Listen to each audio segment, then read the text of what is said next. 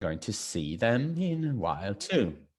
And as far as the forum is concerned, well, I wanted to tell you that there was very good participation. And until a few hours ago, we still had some people that were chatting there. I had to close the forum just a few minutes before we started this session. And you probably already saw that it's a nice way of communicating with each other and to share as well. Of course, we cannot do it personally, face to face, or meeting each other, but we can do that like this. So it's better than nothing, of course. And it's always nice to read what you are writing down and all your contributions. And that's why I would like to thank you for this cooperation, for your collaboration and participation. So I'm going to sum up the main topics that have been dealt with on the forum.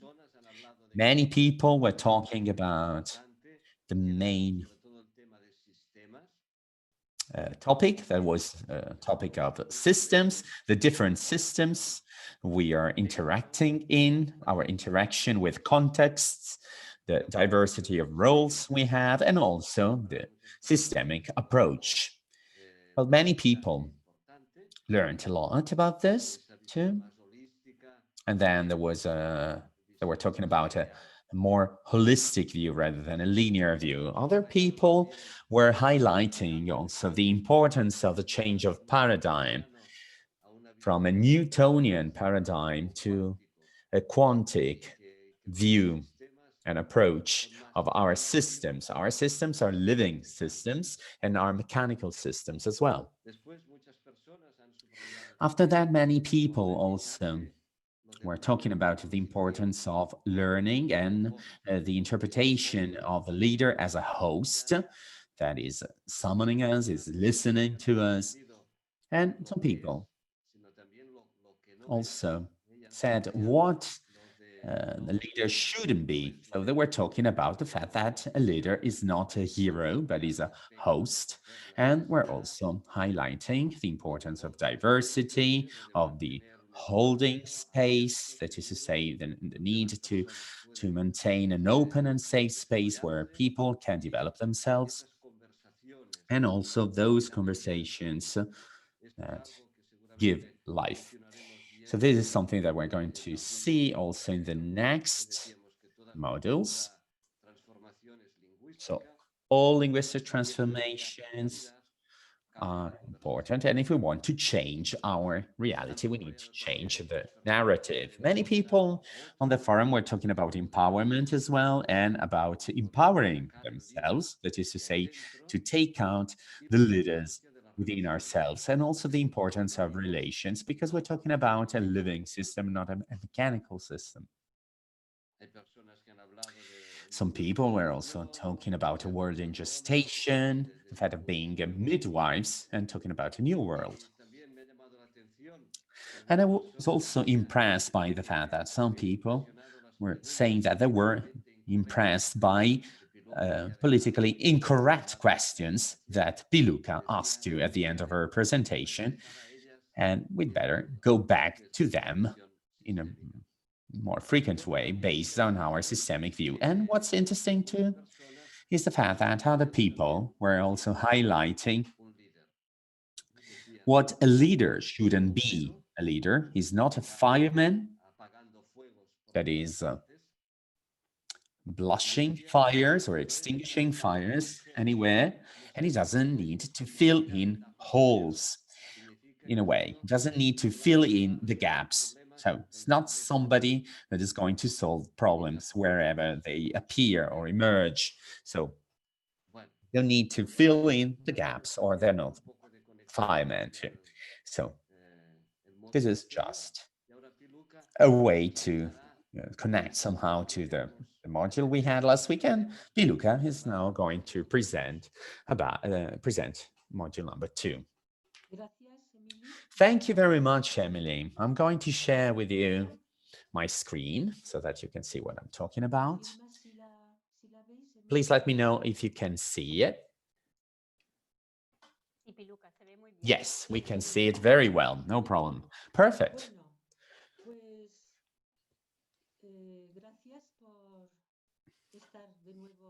Thank you very much for attending this course again and for being here together with me and with everybody else for module number 2.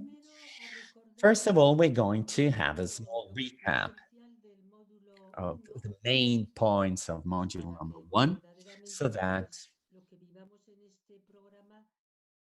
you're going to see that this is a process that we're building bit by bit based on what we already did.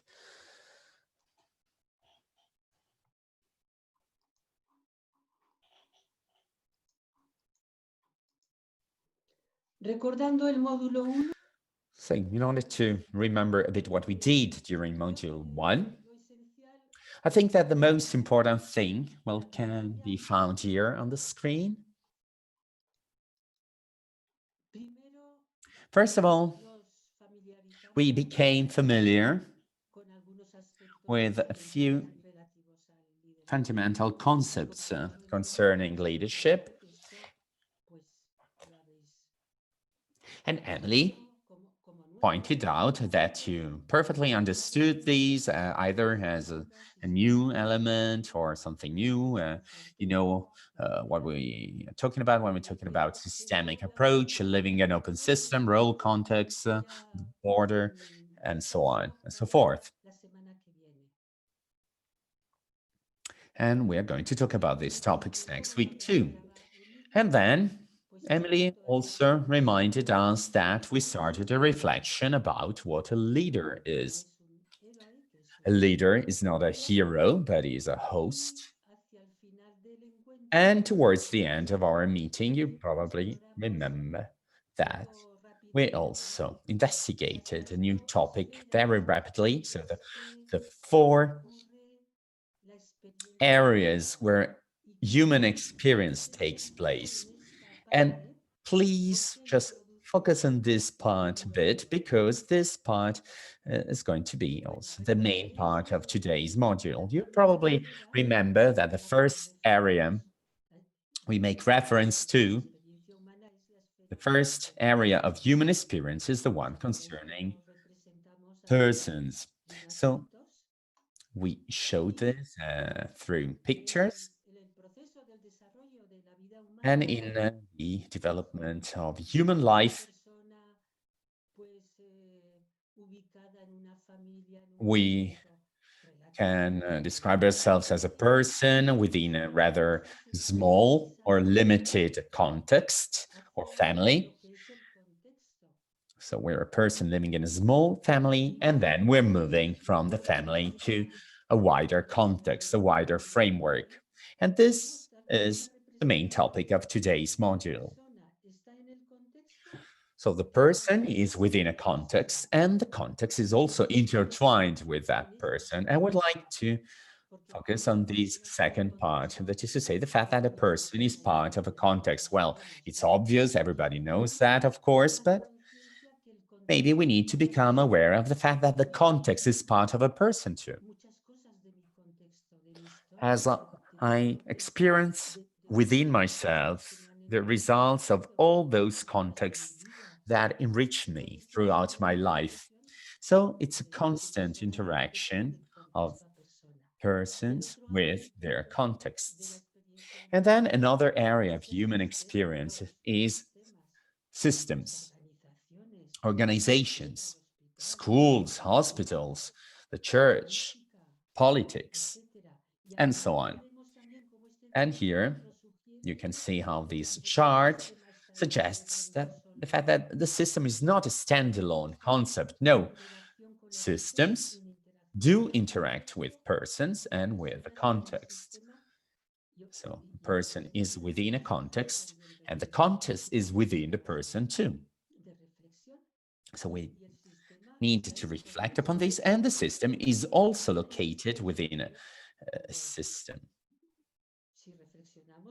But the system is part of the context as well, too, especially when we are talking about congregations. Then we realize how the context has an impact upon us.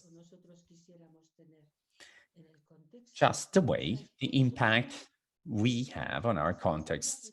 So these are different areas of the human experience that are not independent at all. They all closely intertwined and they're continuously interacting the one with the other. And for religion, people, everything is imbued and is marked by the presence of our living God that is present and active in the world.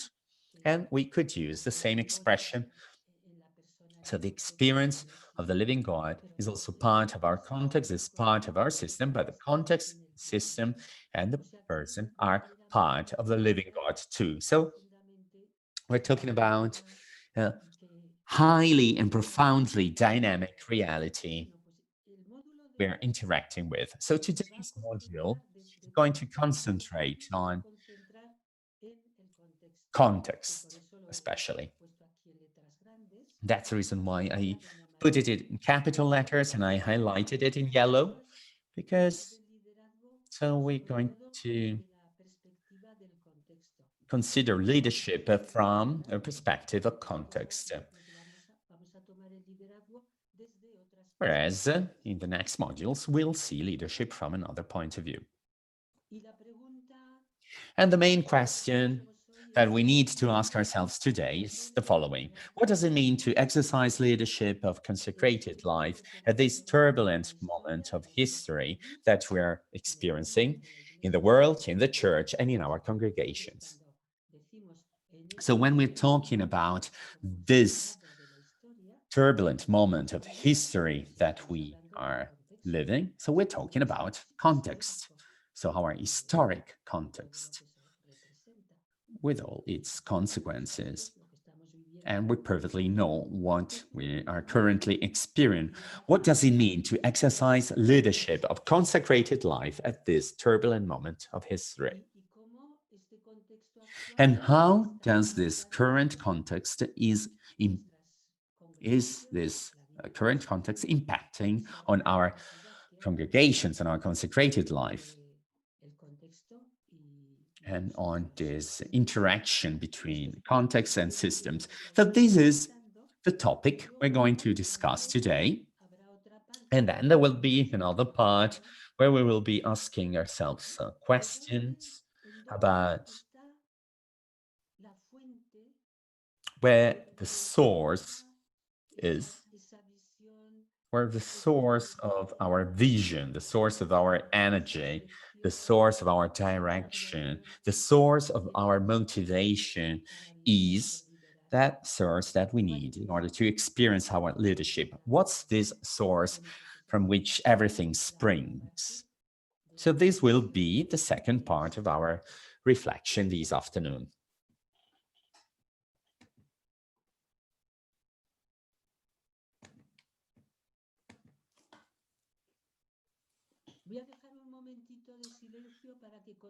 I would like to keep a moment of silence in order to contemplate this picture that definitely impressed us, or impressed everybody that watched that on TV in last March.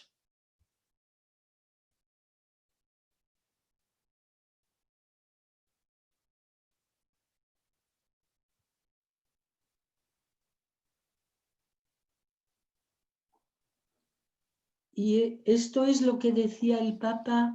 And that's what the Pope said about our context on that day, the 27th of March, 2020. The Pope said, it has been night for several weeks now. A dense darkness has taken over our squares, our streets, and our cities. It has taken over our lives, filling everything with a deafening silence and an anguishing emptiness that stops everything in its tracks. We feel it in the air. We notice it in people's gestures. Their glances give them away. We feel frightened and lost.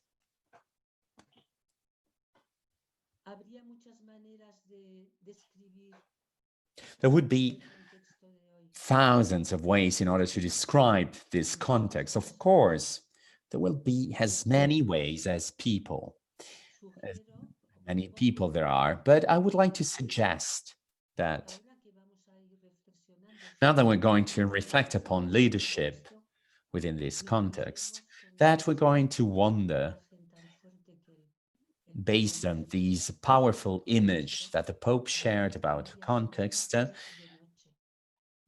about the fact that he said, it has been night for several weeks now. Now we could say it has been night for several months now, and we feel frightened and lost. A dense darkness has taken over our squares, our streets, and our cities. And there's an anguishing emptiness that we feel in the air and in people. We notice it in people's gestures and their glances. Well, this is a sort of introduction of today's module. And following this, I would like to give the floor to Emily, who's going to talk about another topic. Thank you, Emily. Thank you. Thank you. Please, could you please stop your presentation? Thank you very much. Right now, I would like you to a moment of a personal prayer. One of the names of God in the Old Testament is Shekinah. Shekinah is presence. The presence of God, or God is presence. So if God is presence, it means that He's here, He's present here, where I am, where you are, and is everywhere in the world. It's an embracing presence, like a child close to his mother's breasts, and feeling his mother's everywhere, but without being able to see her face. So we are in the presence of who is presence. So we do not need many words for this. God is presence. And the problem is that many times we are not present ourselves. So I would like now to feel present here and now. Just for a couple of minutes, just let's sit down on let's sit back on our chairs in a relaxed way, relaxing our shoulders, our backs. We don't need to take any notes now. We just feel the presence of the one who is present and presence. And to feel present ourselves just while we're sitting back and in a relaxed way, that we become aware of our own breathing.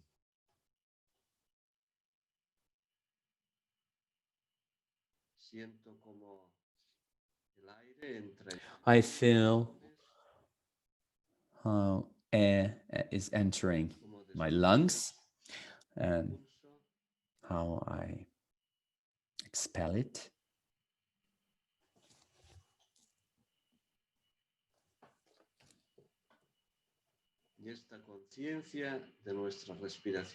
And this awareness of breathing is taking us here and now, where God is present. For a couple of minutes, we're not doing anything else. We're just being present.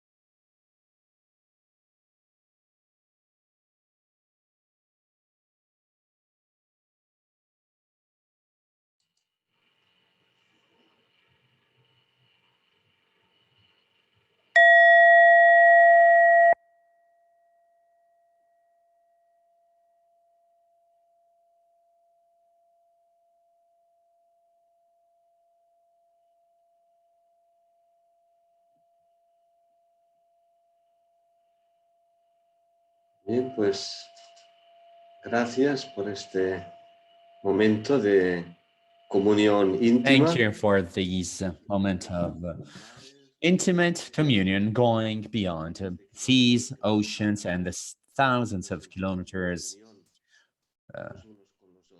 distant from us, and we feel part of the communion. And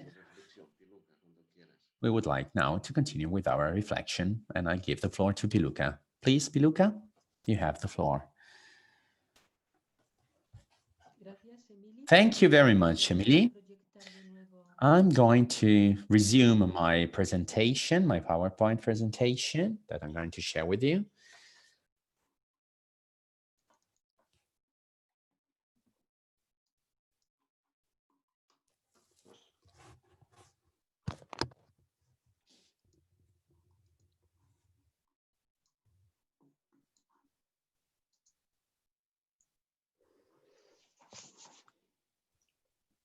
Bueno, pues con esta descripción de nuestro contexto actual, So with this description of our current context that the Holy Father shared with us a few months ago, we're now going to focus on the topic of this module with a quote by Margaret Wheatley saying the following. As you can see here, I cannot imagine a more important task than consciously choosing who we want to be as leaders for this time, for this context. So here we are in order to work on this task, this is to say mutually help each other so that we can consciously choose, we can intentionally choose who we want to be as leaders for this time that we're currently experiencing.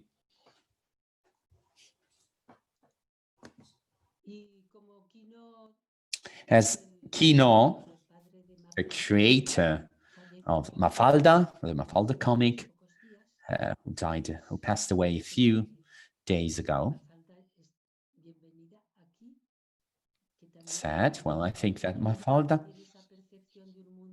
also has this kind of perception of a hurt and a wounded world needing people to take care of it, to take care of its health. And this image suggests the fact that this is not an individual task, but it's a collective task that needs to be performed by a group of people. So for our moment of reflection, we are going to focus especially on two keywords. The first one is collapse or decay, and the other one is emergency. But not emergency in the sense of something urgent, but in the sense of what is emerging. So emergence rather than emergency. Emergence. So let's go and see what we mean by collapse or decay, decadence. And we can actually interpret and deepen our knowledge about collapse by reading these three books I would like to suggest to you. The first one is this one. It's a book by Margaret Wheatley, Who Do We Choose to Be? Well, I actually indicated them in a chronological order because this book was published 3 years ago. And after that, there is another book. It's a Spanish book by the Jesuit fathers. It's been published in Spain. There's also an English version of this publication, apart from the Spanish and the Catalan version. Thank you, Emily, by the way, for reminding this. So the title is Vulnerables, the Care as a Political Horizon. And the third publication I wanted to tell you is the Pope's encyclical Fratelli Tutti, All Brothers. These three publications somehow deal with the topic of decay and collapse. The collapse or the decay or the decadence of our civilization. And they are dealing with this topic from three different perspectives, even though they share some topics. As far as Margaret Wheatley is concerned, she's talking about the era of decay, the age of decay, whereas the second publication is talking about the collapse of universality. And then we'll see further details about this. Whereas the Holy Father in his encyclical is talking about dreams that break into pieces, that are shattered into pieces. Margaret Wheatley, in her book, Who Do We Choose to Be? Well, she's actually making reference to somebody that lived almost 100 years ago. So John Glubb from 1897 until 1986, that studied different civilizations from the most ancient one to the most recent one. And he realized, even though we were talking about very different kinds of civilization throughout history, there was a pattern regarding the durability of human empires. So about these human civilizations. And he said that each one of these civilizations lasts about 10 generations. So about 250 years. And that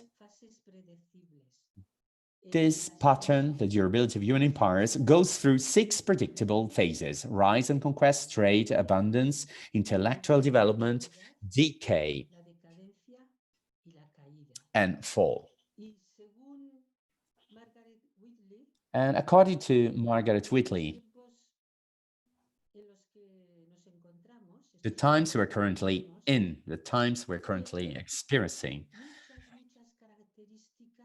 share many features and characteristics of the age of decay of these other civilizations that completely disappeared. And I thought that her explanation was very indicative of the way we are living now. So this is a quote by Margaret Wheatley talking about the decay and the collapse of our civilization. And she says, wealth and power have led to petty and negative behaviors and to high levels of frivolity. That's what she said. And then a culture of celebrities that loves athletes, actors, and singers. And surprisingly,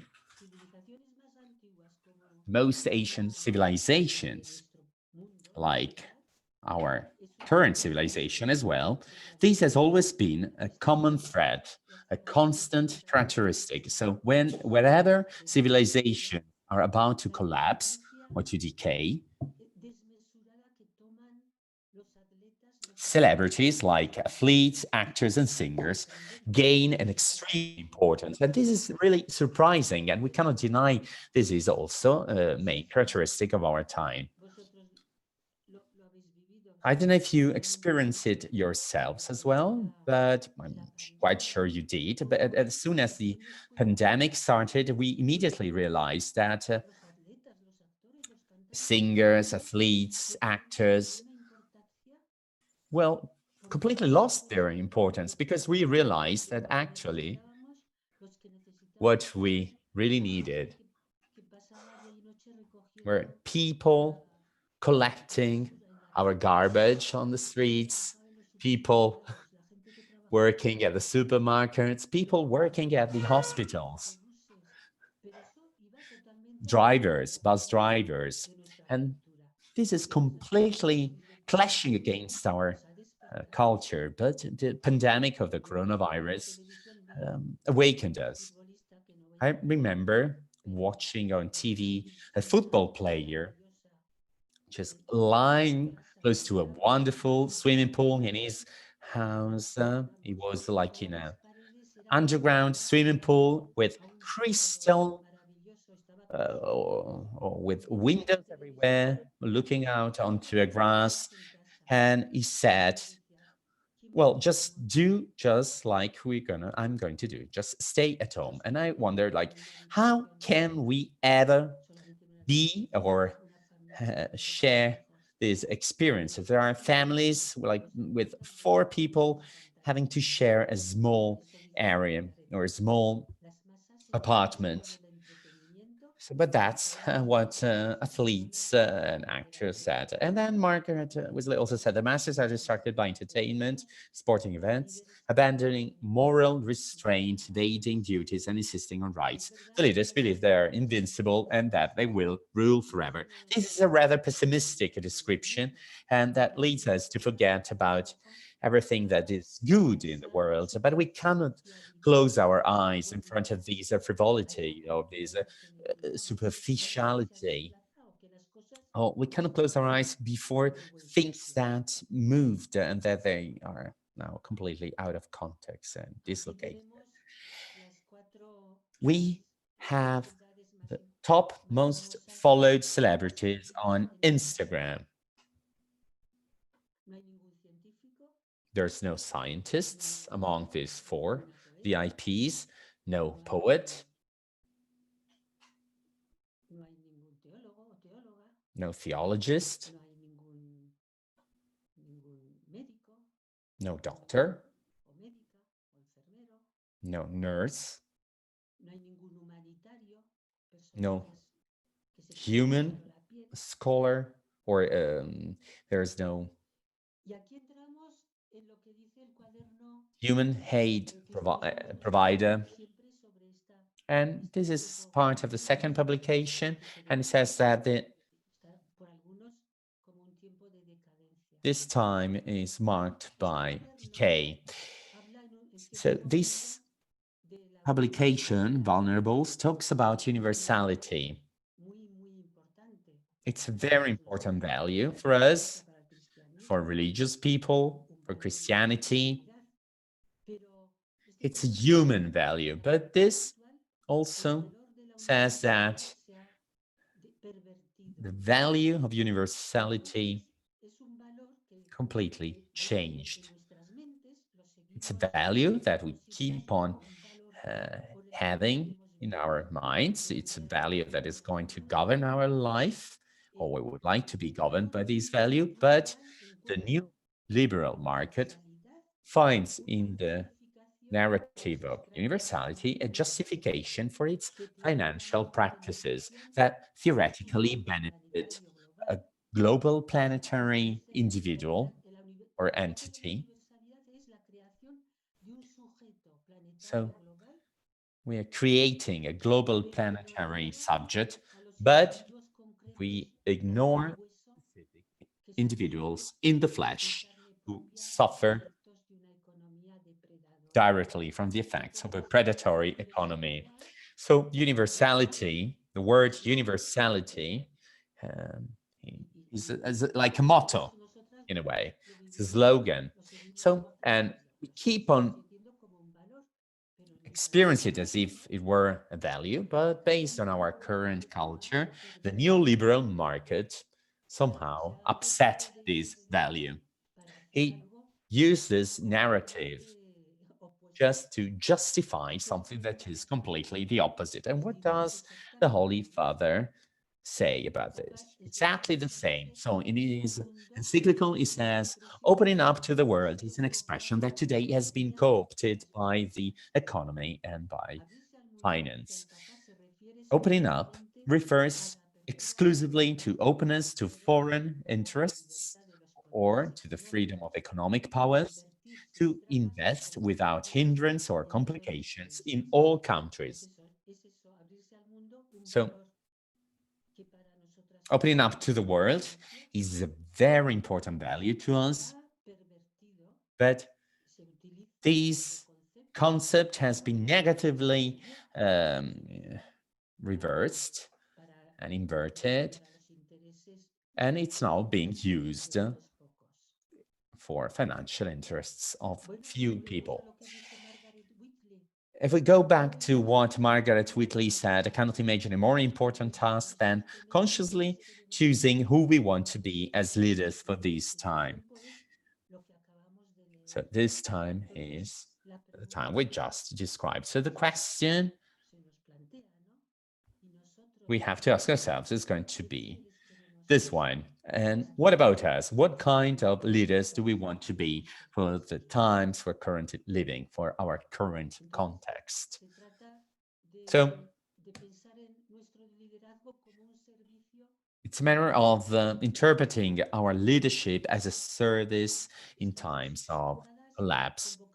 So we are called in order to be leaders during these turbulent times, in order to recover a leadership that is able to create new possibilities and chances, and that is working in the service of a different humanity. And we can have hope because we know that throughout the history of humankind and of the church, whenever there were times of decay and collapse, the Spirit led to some leaders, and the Spirit gave spiritual leaders to the world. And we know that leadership, and it's a pity to say so, it's as if that there's no leadership at a world level when we have a look at our current political class. But within our sphere of influence, as little it might be, we can do a lot.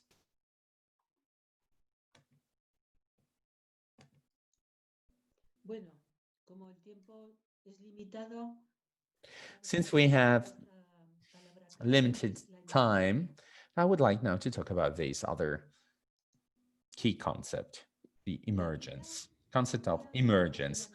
Life changes through emergence and not in an incremental way. That is to say, life doesn't develop itself by becoming more and more bigger and bigger, or growing like this, becoming larger and larger. No, life changes through emergence, and what emerges from that kind of emergence is not similar to what emerged. So what happened? Well, nature, life, and the cosmos do work, but we have a Cartesian or Newtonian mindset, and it's as if we do not see this, we do not perceive this. So instead of being the simple sum of individual parts, life blends everything into networks of relations, producing something new. And this approach of emergence is something that doesn't originate because a group decided this way, or because this group planned that it would take place, but it's life itself that it's like this. So it's not a matter of controlling our life, rather than observing and accompanying and following life and trying to do the most of our life with everything that emerges. And emergence always presents us with a surprise. Suddenly, something emerges that is different from the parts that created it. And in order to set an example about emergence, or to talk about emergence, some people talk about the game of chess, because they say that chess has very simple rules, very clear rules, but this doesn't mean that we're going to know what the next move is going to be, that the player is going to make. What's happening in the game of chess, as in many other things, is that even though we have some rules and laws we need to abide by, to follow, they do not determine anything. So everything that is going to happen and that is going to spring from those rules, well, we cannot know. And the same applies to human intelligence, to reflections. de emergencia. This is also another expression of Pero ¿qué ha our pasado? emergence. Pues ha pasado que, So what happened? como decía antes, que eso está ahí, pero es que As I said before, our arrogance, secular our nos secular ha cerrado los arrogance, ojos a esto, closed nos our ha eyes hecho tener la ilusión que podíamos before controlar these la vida, and let us think sobre that todo we were en able to en control algunos life, sectores de la and humanidad, como especially el in some occidente, areas of que humanity, like in the western part of the world, cuando la over the last persona 3 empezó a crecer, centuries, los grupos empezaron a creer que when podían groups controlar la this happened when naturaleza groups started to think that they were able to control a su nature manera. Y de allí, the way they wanted quizás to. lógicamente se llegó a la idea de que And this led to the idea that the word was like a giant clock, and that God was a clockmaker, and we were like smaller clocks. This was a mechanical vision and view of life.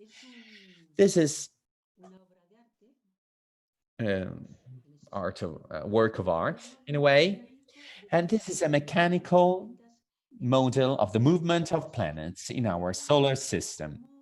poco a poco desde hace 3 siglos And this is how, over the last 3 centuries, especially in the western part of the world, that's how Western countries started to see life as if there were mechanical parts that humanity was able to control, to fix, and replace, instead of thinking or remembering the fact that life, the world, human beings are not clocks or gears, but they're a microcosmos. They are an ecosystem. Here we have an ecosystem. It is the estuary of the Amazon River. And based on these two views, using our illogical approach, we developed a particular view. So if we have a view of the world as if it were a clock, a very sophisticated or complicated or advanced kind of clock, this can affect our view of the world, of the congregations, of systems, and also our view of God.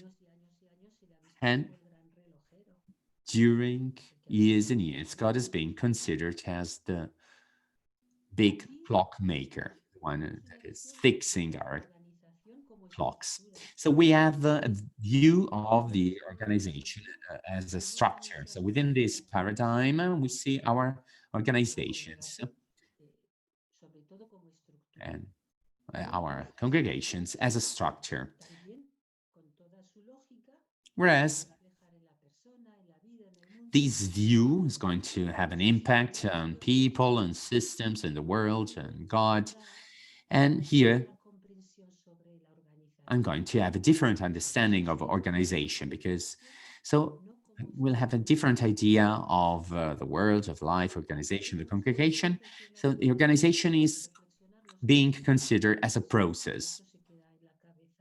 And so we need to reflect upon this. So the organization is not a structure, but is a process. And we need to change within ourselves in order to end up understanding that within our organizations, we do not have to see them as structures, but as processes. And then we are at a crossroads. And why are we at this crossroads? Because, as some say, we are approaching the end of an age, of an era. So we are living in an old paradigm that is about to collapse, and that is going to change, and because it's going to be different, because it's emerging, and since it's emerging, we cannot predict it, we cannot plan it, we cannot create it, but we know that something new, a new paradigm is going to emerge, because that's also the way how life is. And so here we are in our congregations and in consecrated life before a crossroads. We are finding ourselves at crossroads. And we need to take care of older systems that are still part of that collapsing reality, or do we need to accompany what that path that we do not know yet where it's going to, but it is a path that is about to emerge, that is emerging. And are we going to turn into creators of new worlds? Not creators in the sense that we are going to create them ourselves, but that we are going to help it emerge, that we're going to support those systems by giving it or giving them our evangelical, mystic, and human dimension. And as leaders, are we going to act as builders of bridges towards that transition? It's a transition to something we don't know yet, but we need to accompany and support this process, our congregation, so that they can experience this moment that sometimes lead to anguish and depression. But we need to put our efforts into it in order to stabilize older systems, or in order to support the emergence of new systems. And once again, I cannot imagine a more important task than consciously choosing who we want to be as leaders at these times, of the times we've just seen in the previous slides. And how or where are we going to participate in this? Are we going to participate by giving hospice to the old paradigm? Are we going to put our energy into there, or are we going to support the emergence of a new paradigm by illuminating the choice between one and the other? Because as leaders, it's not just a matter of what I have to do, but I also need to support the old, or supporting an old paradigm. But as a leader, my role is to collaborate with other people and being able to choose between the two and lightening up the way and accompany this process. And I came to the end of this presentation. Bien, gracias, Piluca. Thank you very much, Piluca. Thank you. You always give us a lot of food for thought in order to reflect. We can always go back to these documents that you're going to find in their corresponding folders. Para considerar este momento histórico que estamos viviendo. And if we want to take into consideration this historic moment we're currently experiencing, Piluca tried to give us different interpretations of these contexts. Well, she gave us her reflections and reflections of other people, or Margaret Weasley, or the Pope's reflections that took time to reflect upon this turbulent time. And you expressed your current view of this turbulent time through some pictures. Now, I would like to invite you to have a look at the pictures and see them in a presentation with some music in the background.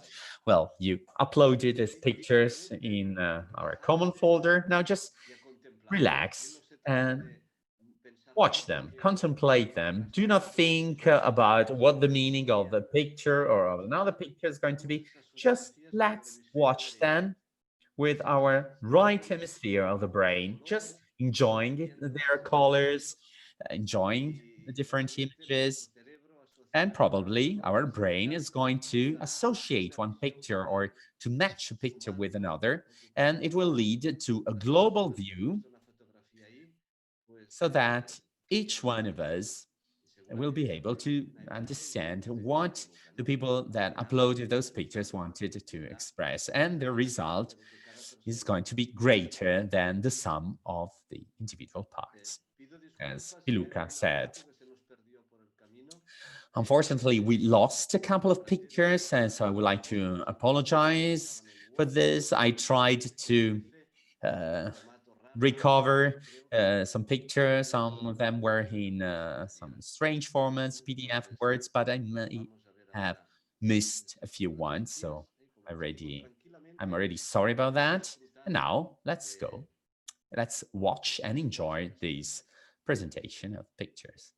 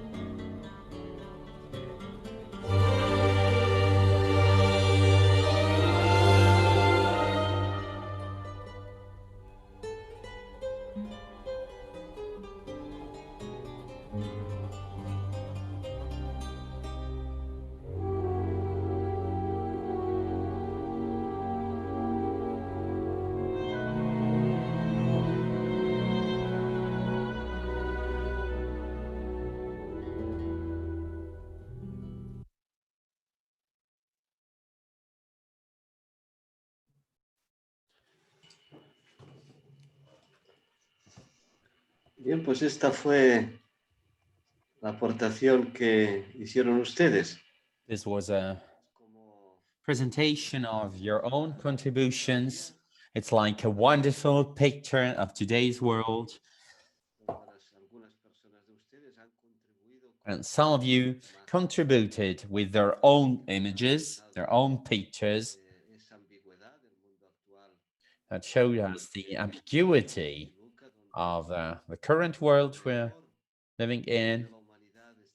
As Piluca said, where the best and the worst of humanity are represented: chaos, suffering, loneliness, slavery, and on the other hand, the beauty of love, solidarity, friendship, hope. I think we can see a lot of hope from those pictures, because there's something in gestation. Seeing many women in gestation, that were moments of transformation. Piluca used a picture in her presentation. It was a leap forward, a leap over an empty space, knowing that we are landing on a safe place on the other side. And I'm going to continue now with the second part of this webinar, with the second moment of reflection.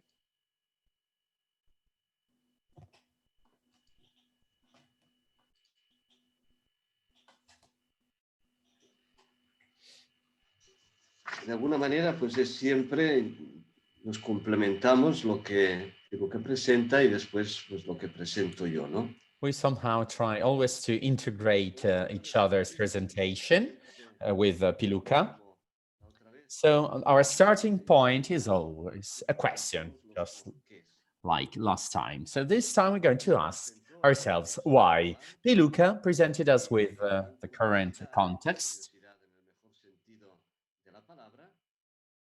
in a curious way.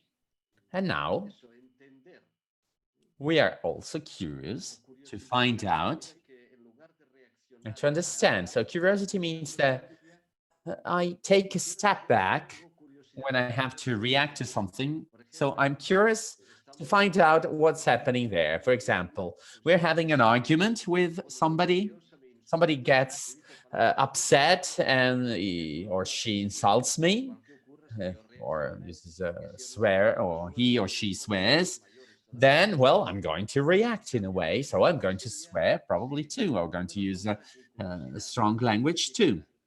So, but it would be very different if I reacted in a curious way. So if I were starting to ask myself in a curious way, oh, that's curious.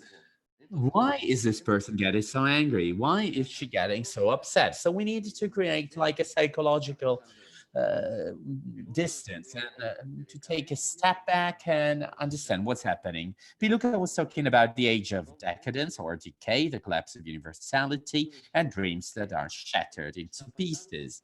So why is this happening? That's the question. And another question is, why do we need to commit ourselves? Why do we need commitment? Piluca paid tribute to Mafalda, this cartoon character, Argentinian cartoon character. And if you do not rush to change the world, then it is the world that changes you.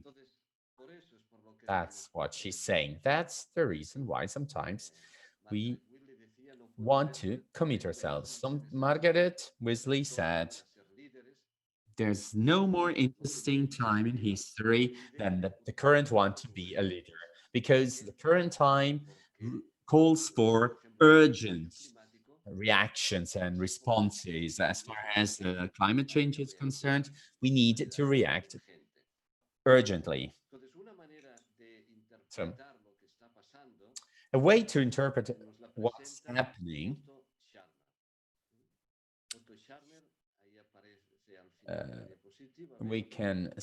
has been described by Otto Scharmer on his website presencing.org. Otto Scharmer is the author of the U theory, of the I theory, which is a very interesting tool to interpret reality, and also a tool that we can use in a process of transformation. And this is also a tool helping us to identify, to accept, and recognize reality. And the interpretation that he's giving, that Otto Scharmer is giving, is the following. Everything is happening because of an ecological divide. There's a divide between the self and nature. And also Piluca made reference to this ecological divide. So we distance ourselves from nature, and instead of experiencing Mother Earth, we exploited it. We are depleting its resources. And this led to a phenomenon, to an unpredictable kind of phenomenon. There's also social divide. Right now, in this historic moment we're experiencing, we're living a moment of decadence, of decay, and the gap between the rich and the poor is becoming wider and wider. Piluca was making reference to a football player talking about his swimming pool. And during the pandemic, we knew that the poor got even poorer, but the rich became even richer. And this is a reality of current time. So there's also social divide. And there's also, on a personal level, a very polarized society. Well, we just needed to see what's happening in our societies. We never agree on anything. For me, something is black, for somebody else, something is white. So we never come to an agreement. And then there's another divide, the spiritual divide between the self and the self. Because sometimes we are not in harmony with ourselves. And many people live without reflecting, without taking the time for silence in a very superficial way. And this is what's behind the scenes, or at least this is an interpretation of what's currently happening in the world that has been provided by this scholar. And then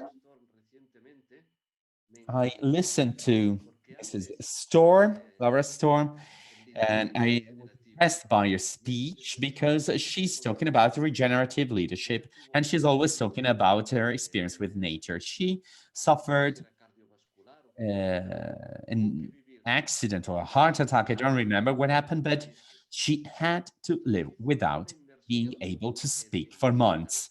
So she invested her time in nature, and this helped us to disconnect. She was able to disconnect in a way. So we see here a disconnection or separation between the person and nature, and the person and her own center, or person and him or herself, a separation of genders too, a disconnect. So men generally have more power in many societies, or more chances in many societies. So there's also a separation between men and women, also within ourselves, and then a separation of the two hemispheres of the brain. So the right one prevailing on, sorry, the left one prevailing over the right one. And these are opportunities in order to exercise regenerative leadership.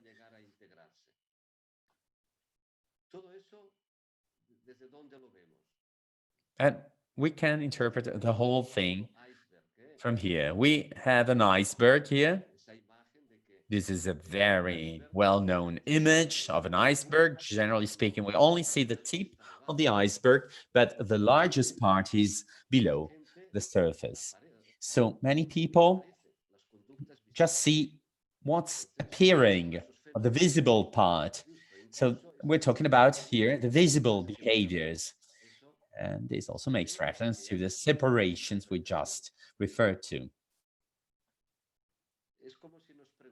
It's as if we were asking ourselves, or we need to have a resource.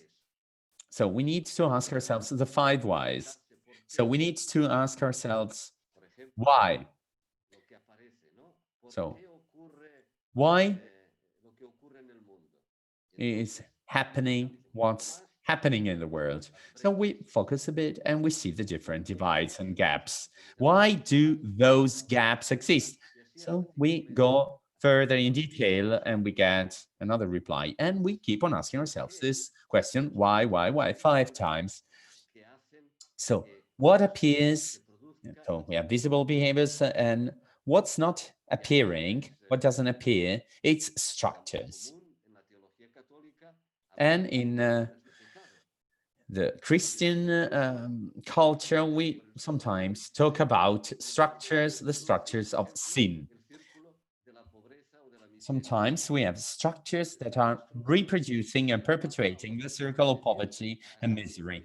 The Pope himself recorded a video for TED Talks published a few days ago, where the Pope says this is an economic structure, the current world's economic structure. We don't need it because it's fragmenting our society. So that's structures. And structures can be structures of sin, or structures of habits, because sometimes we are just perpetuating and reproducing structures that we have in our congregations. And sometimes we have those old structures preventing us from moving forward. And then why do we have these behaviors? Because there are some structures, or sometimes because there are some paradigms or some thoughts leading us to have those structures below those visible behaviors.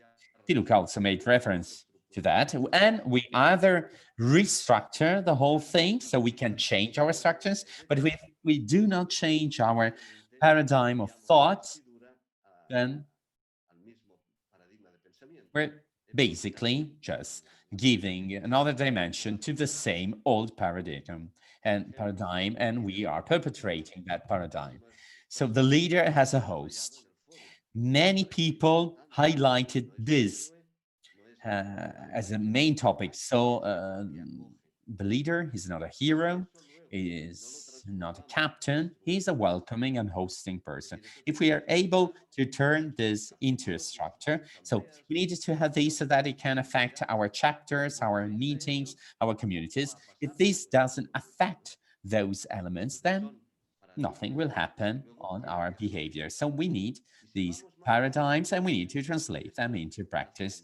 And then the bottom of the iceberg is the source. So where does this way of thinking originate from? That is turning into paradigms of thoughts and structures. So what's the source? What's the most profound and the deepest part, which is the most difficult part to see? It's not the same that we are acting from our own self, it's not the same if we want to be protagonists or the main actors. It's something completely different if we are moved by the Spirit of God. So this is the most important message of my part here today.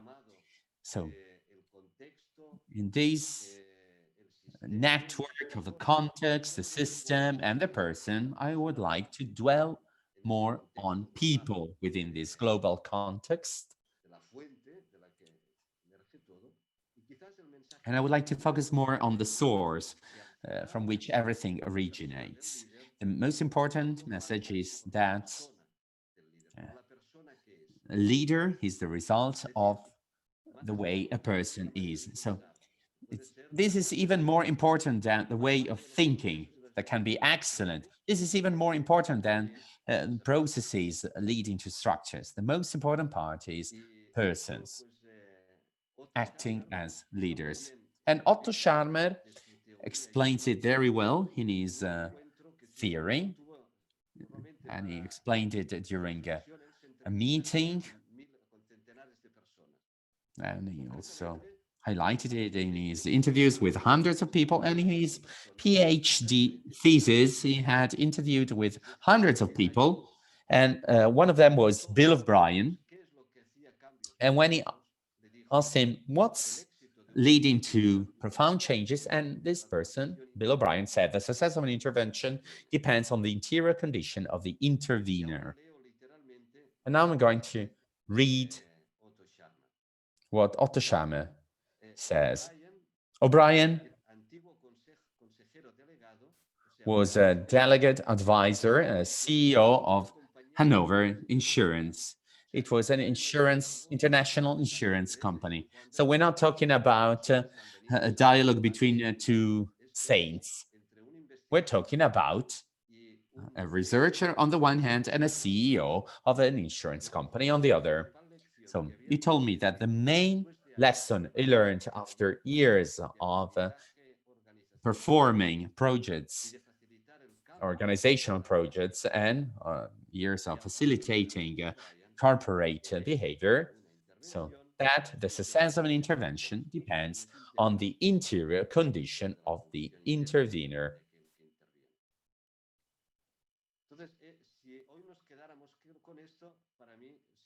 So it would be very nice if you could concentrate on this message today.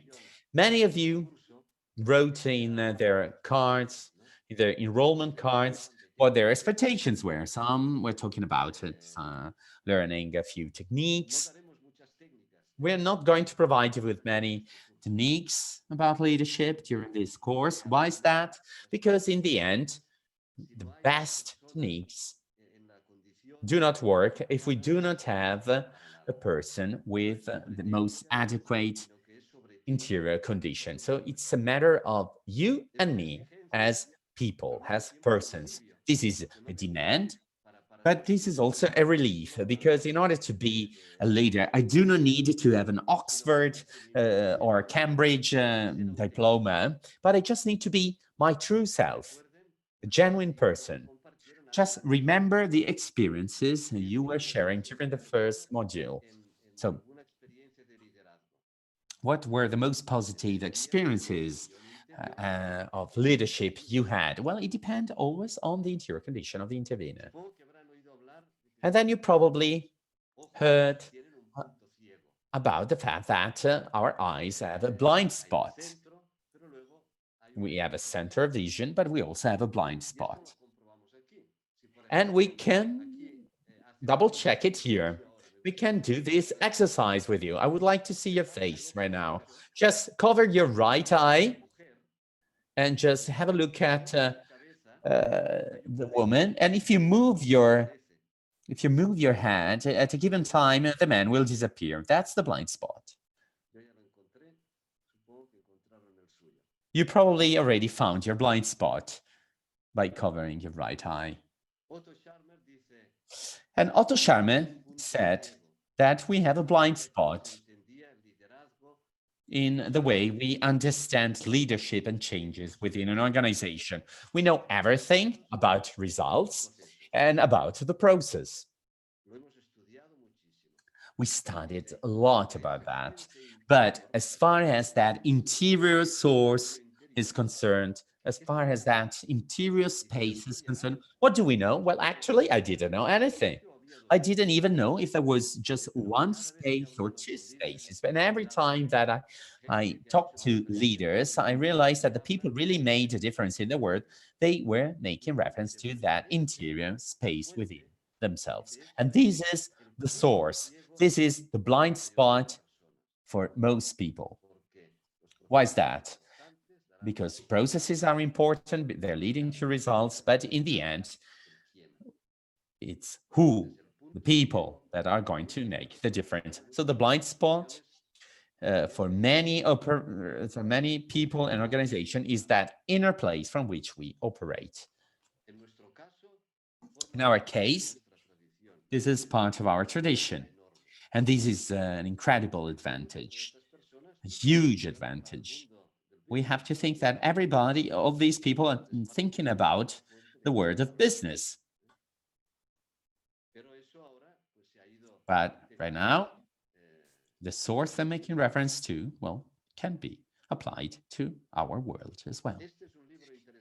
This is a very interesting book because it explains a bit of this process of how these scholars and researchers came to this reflection upon the inner space. And it's a book by 4 authors who were reflecting about leadership and institutional changes. I found the Italian and English version. I wasn't able to find the Spanish version. I found also a Portuguese version, but I couldn't find the Spanish or French version on Amazon. But I think it's a very interesting book because it's a dialogue among these 4 people, and you can learn a lot by reading this book, Presence, Human Purpose and the Field of the Future. So in the end, we need to find that blind spot and to reach the bottom of our reflection. So we just do not need to change the symptoms or the structures. We also need to change our paradigm. And then we also need to connect to the source of creativity, of the most intimate language, where that insight of the future emerges. So this is the U theory. So we need to reflect in a profound way. We need not only to see, but also we need to observe and sense. Observe, observe, observe, and become one with the world, so that we sense things, not only see things. And instead of acting, no, we need to go through that inner space. So we need to retreat and reflect and to allow inner knowing to emerge. This is the new, this is the blind spot. So it's sensing. And it's a mixture of the presence and the sense, presencing and sensing. In Spanish, presenciamiento is used. So we use a different word. Presenciar, because you need to be present here and now, and presentir, which means sensing, because it implies to have an insight or to sense or feel what's going to happen. And these enables us to act swiftly. Most methodologies, in order to act, just look at the past and see what we can do to improve, and they have as a starting point learning from the past that is emerging. So we had a simple explanation of that theory. Here we have a more advanced explanation of the same theory. So we need to download what we had in the past by repeating the same things. We need to have an open mind and curiosity. We needed to feel and sense with an open heart and compassion. And then we needed to reach that bottom. We needed to have the courage to enter that space of presencing with open will and courage. And from there, we need to crystallize and to start imagining what can be different. We can create tests and prototypes and create something new eventually. But unfortunately, so this is like a virtuous circle. Unfortunately, it's also a negative circle. There's also a negative circle, a vicious cycle in the world that is doing exactly this, the opposite. So we are always starting from downloading, then we deny reality. So we have our biases, our prejudice, we close our minds, we deny our reality. So you probably know about people who deny COVID or deny racism or deny social divides and gaps between rich and poor. So people who actually deny reality, so that we close our heart and we become, unfortunately, insensitive. We descends, so we do not care about other people's misfortunes.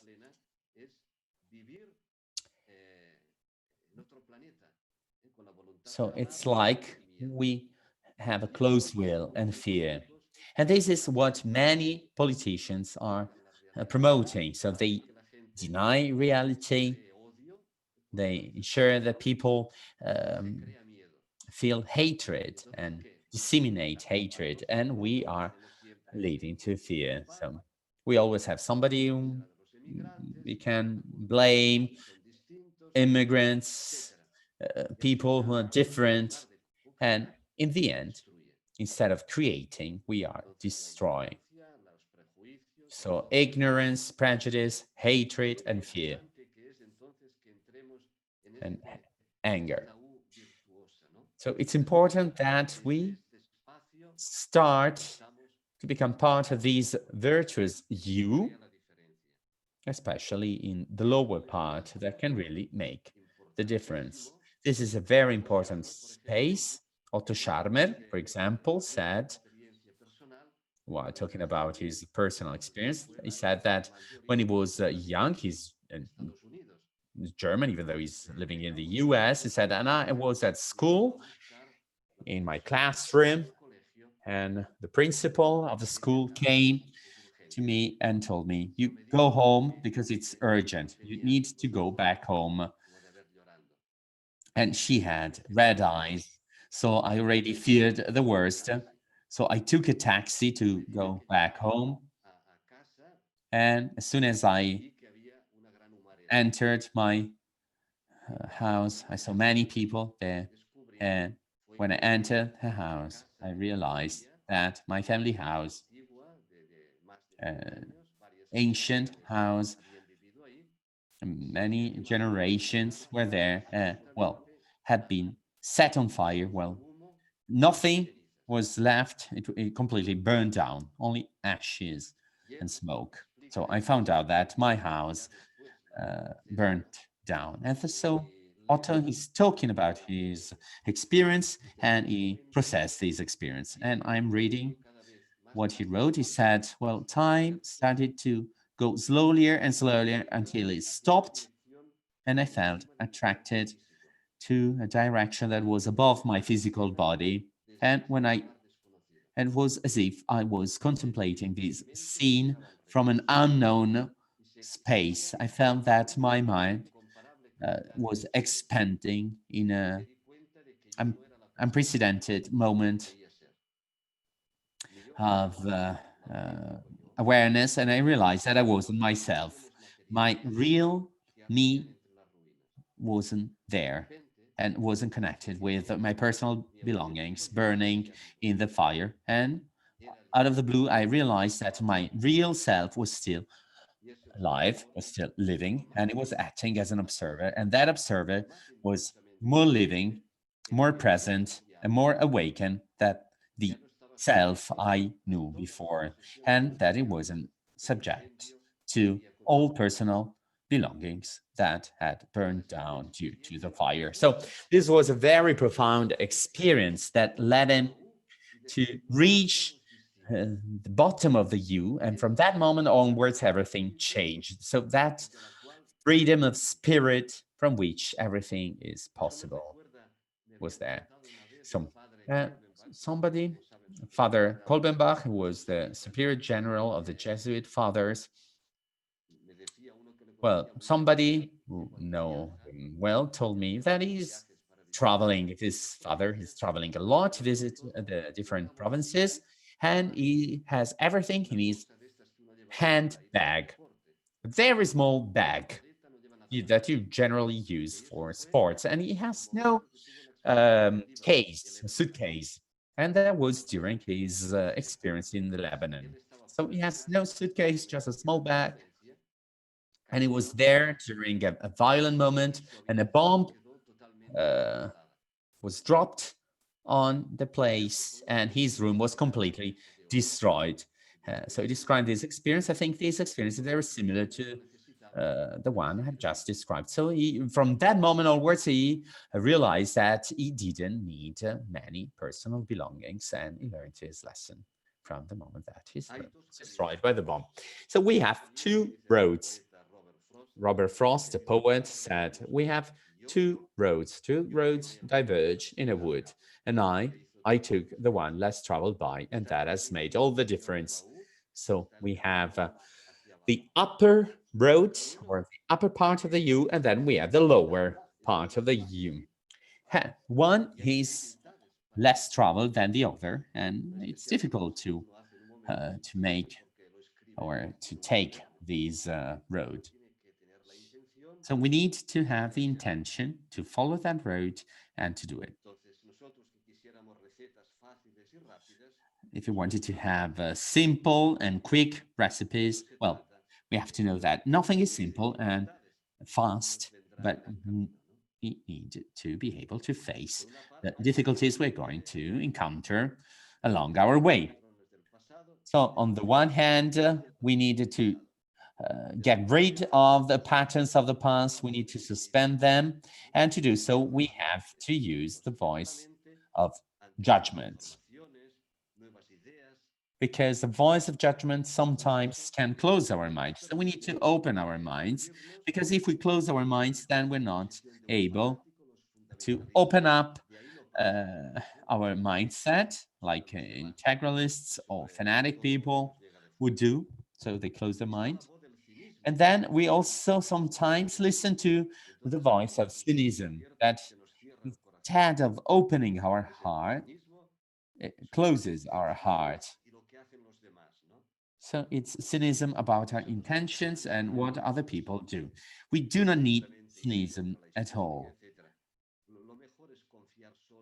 The best is that we trust in ourselves. And then we also have the voice of fear that is closing our will.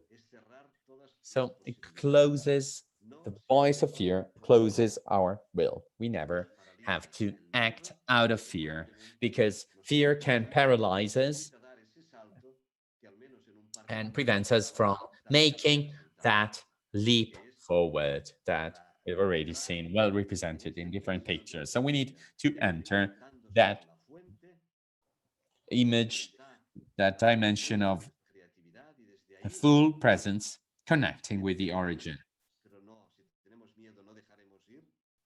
But if we are frightened and afraid, then we will be able to enter the new paradigm, and we won't be able to act and intervene. So there's always like an inner dialogue within ourselves, and we need to overcome the voice of judgment, the voice of cynicism, and the voice of fear. And we need to protect ourselves before an unknown future. The problem is that sometimes these voices block or are a hindrance to our future development and to the development of the collective group. So we are currently living or experiencing different divides, ecological divides, social divides, and spiritual divides. We need to pay attention to the blind spot. Many people are completely blind, or many of us ignore that blind spot because we are too busy about changing the world. So how can we overcome this? Well, in myself and in other people's, how can I do that? Well, by taking a path of integration so we can follow the tradition. Before, we were talking about those divides that were separated, person and nature, the two genders, the two parts of the brains, and ourself with our inner self too. And here we see them integrated. All these parts are integrated. Now we are able to create the age of regeneration. And I would like to make reference to our tradition in this sense, especially the word spirituality, because I think this is a key concept. Whenever I say spirituality, what's occurring in your mind? Many of you will be thinking about the spirituality of their founding father or mother, but spirituality makes reference to a person that is full in him or herself. And this is the definition of Rothheiser, a US scholar. I really like this definition. Rothheiser says spirituality is what we do with fire within ourselves, is how we channel our heroes. So he's talking, he's defining this fire, this energy within ourselves. He uses the word heroes. And then, based on how we're able to channel this fire, the disciplines and the habits that we choose for our life are going to take us to greater integration or disintegration in our bodies, minds, and souls, and to a greater integration or disintegration in the way we relate ourselves to God, other people, and the cosmic world. Ronald Rollheiser, I don't know if he read books by Otto Schmeicher or other scholars of leadership. Well, he's also talking about the divide, about this integration and disintegration of our body and spirit.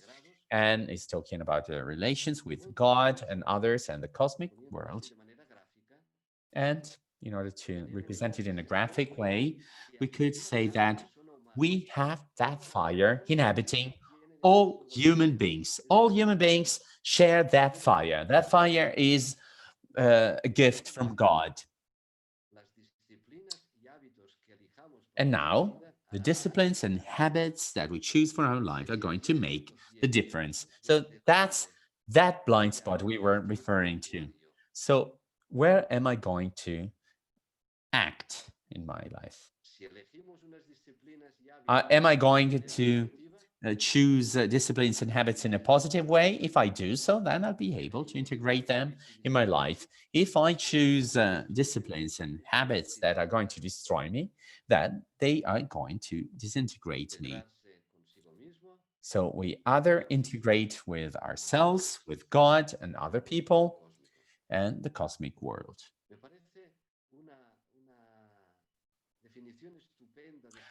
I think this is a wonderful definition of spirituality, because it's not just the spirit, it's the whole of a person in relation to him or herself and everything else, the context and the source. So this is fundamental. Disciplines and habits that we choose for our life, because this is going to mark a path of personal integration or disintegration. And spirituality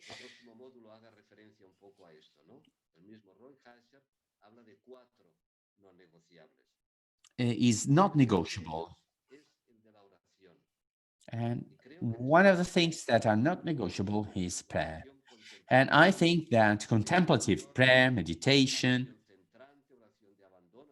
or other kinds of prayers, whatever you want to call them, I think that prayer is fundamental as a discipline and as a habit, because in a disintegrated world, in a superficial world like the one we're often living in, this helps us to take that path of integration and to walk along the lower part of the U we've seen before. So please consider what role is taking contemplative prayer and silence in your life. We just do not need to fill our heads with words. No, sometimes we need to get carried away by silence. We need for that silence to be the source of all creativity, and we need to leave that silence to talk to it. So what disciplines and habits do I have to contemplate and to keep silence every day in the absence of words? Sometimes we need to tell our left hemisphere of the brain, just please be quiet and let the right hemisphere to contemplate and let it have more room. And now, today, everybody's discovering this. In the world of business, they found out that people are happier if they meditate, and they produce more if they meditate. That's why they are promoting meditation. An executive of Google, Google is a search engine. So the title is Search Within Yourself. And an executive of Google wrote about this because he's also promoting among his employees meditation. So we call it centric or contemplative prayer, but this is something important and has always been part of our religious tradition for centuries. Here we have some kids from Burma, in the northern part on the northern border of Thailand, and they're just praying in a very natural way. And they are part of our schools too. And meditation is a space of intimacy. And this is something that we need to promote ourselves too, because sometimes people cannot find it themselves. And here we have some nice children meditating, probably just 1 or 2 minutes, and it's already a lot for them, but they are concentrating and focusing too. So we always need to ask ourselves, what am I doing with that fire? What disciplines and habits am I going to choose for my life? Am I willing to follow the longing of my soul? That fire that is asking for more, is asking to enter my soul in a profound way. Am I willing to follow the longing of my soul? And especially, am I willing to pay the price for it, because that contemplative dimension is a grace. It's an expensive grace. A theologist was making reference to expensive and cheap grace. So yes, we need to pay the price. This is a discipline or a habit I need to choose for myself. And to finalize, I just wanted to tell you a story. Washington Irving is an American writer that wrote Rip Van Winkle. Well, to make a short story, a long story short, well, this was a guy who had many problems. So he liked drinking. So once he went to a pub and he drank many pints of beer. And when he was a bit tipsy, he said, well, I'm going to rest a bit outside. And you can see there on the left, he fell asleep. And when he woke up, well, there were many problems that he had to face because he had been sleeping for 20 years. And during that time, well, a revolution in the US took place. The king wasn't George III, but Washington was the new president, was the president of the US. And so he had many problems because he didn't understand what was going on. And Luther King talks about his story in one of his speeches, and he said, the most impressive of the story of Rip Van Winkle is not the fact that he had been sleeping for 20 years, but the fact that he had been sleeping during the revolution. While he was sleeping on the mountain, well, a revolution took place that would change the path of history. And Rip didn't realize that. He was sleeping. Yes, he was sleeping during a revolution. And one of the major problems of life is that too many people are going through a period of social changes, but they're not able to take on new mental responses and attitudes that the new reality demands. So they end up sleeping during a revolution. So I think that what we've been trying to share with you, together with Beluca, was the following. We wanted to encourage you and invite you not to be sleeping during this revolution we're going through. This is the end of an age. It's the birth of a new age.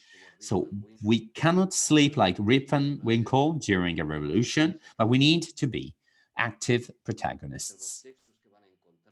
And among the texts that you will find, there's also a very interesting page by Margaret Wheatley saying that we don't need more businessmen. We do not need more wise men. We need leaders committed to change, committed to the change we need in the current world. And then you will also find another very interesting text about Native Americans, and it's like a prophecy. And that's the message that is repeated. And we are those we were waiting for. So we do not need great leaders to change our reality. We do not need any messiahs. We are the leaders. We are those we are waiting for. We are those we're waiting for. So it's a path of commitment, but it's also a path of simplification. So that path of the you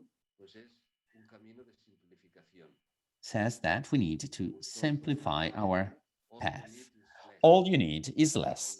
I really like this sentence. You probably know All You Need Is Love, a song by Beatles.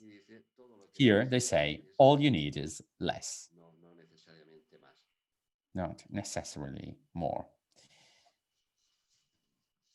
Muy bien, pues, Very well. Thank you very much, Emily. Vamos a tomar unos minutos para que We're going to take a few minutes for you to write your comments on the chat so that you can express your opinions, because we realized that we haven't had time for you to express your opinions or your comments in a personal way, and that's why we wanted to devote a few minutes to this. So you probably remember that we started from a question and we tried to give you a few elements to give a few answers. So the question is, what does it mean to express leadership in this turbulent time of history? So listen to what's happening in your life, connect yourself with what's moving you inside yourself, and try to express what's moving within yourselves. And please express what you think about what we've been discussing on the chat. Maybe we can have a 1 minute break and then we resume so that we can sum up what happened, and we can also make reference to your thoughts about the topics we discussed.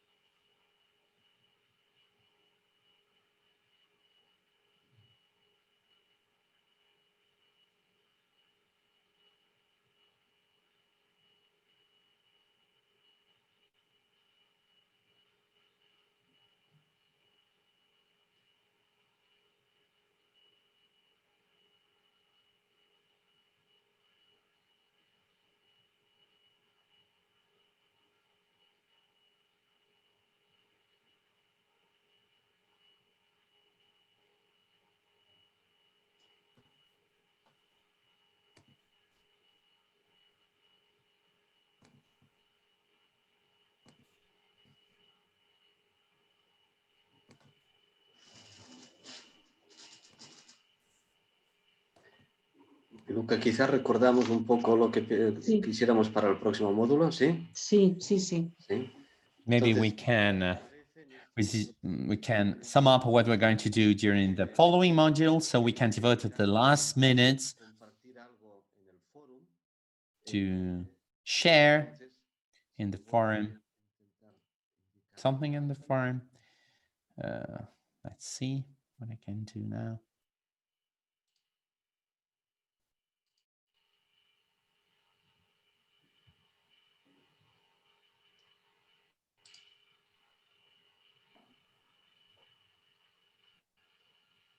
Muy bien. Very well. Y Luca, están viendo lo del forum y todo eso, ¿verdad? Sí, sí. You can see the forum, 2, 3, and so forth.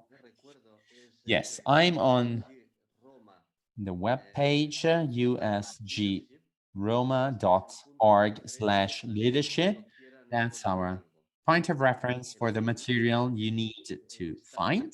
If you're looking for something, then there's a link here. You can see there's this part that is moving, form 1, form 2, images. So we'll leave here the images you uploaded. Probably, I don't know if you want to download images that you liked. And then there's also a new forum, forum number 3. So if we go to forum number 3, that you'll see this page. So you'll see forum 1 with the characteristics of module 1, so the main learning. And in this case, the question is the following. Write in the forum, please, something that has challenged you. It is something that really moved you, that really challenged you in module 2. So something that really moved you or challenged you in module 2 about your leadership, and also if there's any aspect that you would like to deepen.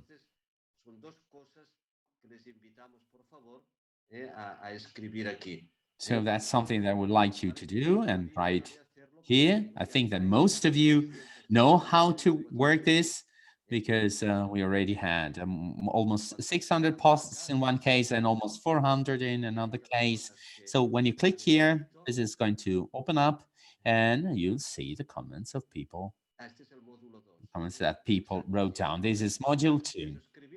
So if you want to write, then you just need to start a new topic and then a window will pop up and then you can enter your name, email, subject, and your message. And then you just submit it and it will appear there. On the other hand, if you go to documents, which is here, then Google Drive will open up. You see the different languages here, Spanish, English, and so on. You will also find the presentations of module 2, the one we've seen today. And then in each language, you'll see the different modules, module 1 and module 2. And within each of the module, for example, module 2, here, you'll see today's presentation. You'll see also the different documents we made reference to, and another one about Emergence that Piluca posted too. So I think everything is clear. If there's something that is not working or, well, just please be patient because the USG, well, has plenty of things to do. And sometimes it takes us a bit of time in order to reply. But so please try and be patient if you have some questions. But